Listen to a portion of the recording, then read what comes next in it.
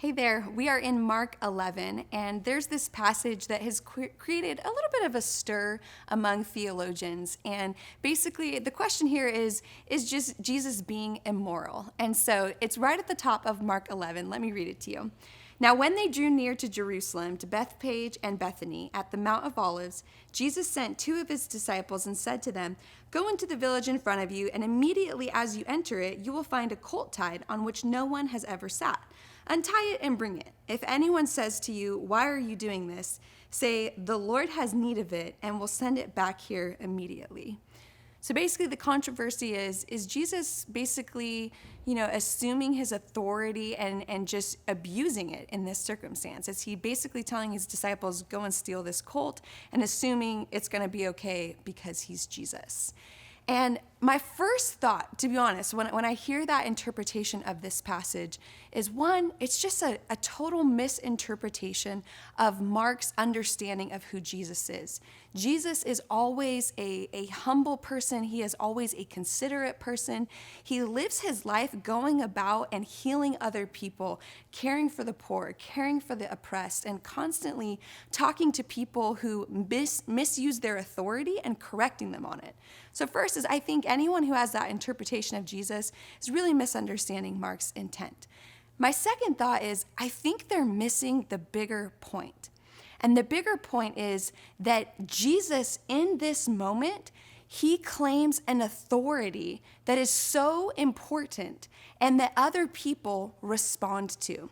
You see, Jesus has the authority of knowing where this colt is going to be, and that the people who own this colt are actually going to be okay with him taking it. That's the bigger point about Jesus' identity. It's not that Jesus' self-concept of himself was that he was so full of himself, he thought the world, revolved around him, even though theologically that's absolutely accurate. Really, the point that Mark is making is that Jesus had this knowledge about how people would respond to this request.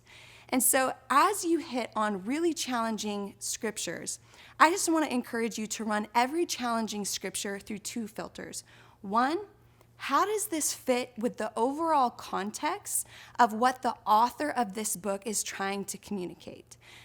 The Bible is an incredible document, and every single one of the 66 books that it is comprised of has a purpose, has a specific intent.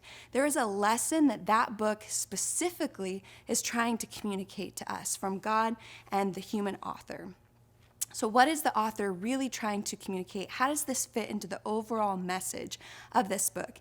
And second, what's the kindest possible interpretation?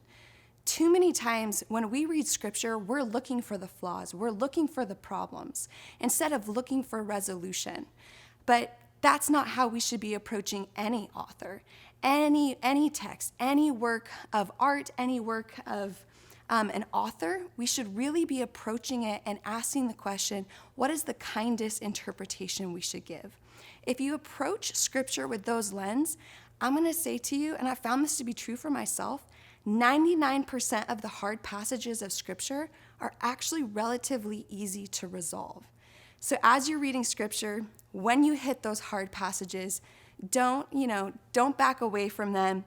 Don't assume the worst. Don't just assume that you perfectly understand.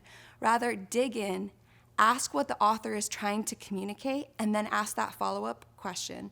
What is the kindest interpretation of this text that I could take? And see where that leads you on your journey of understanding Scripture.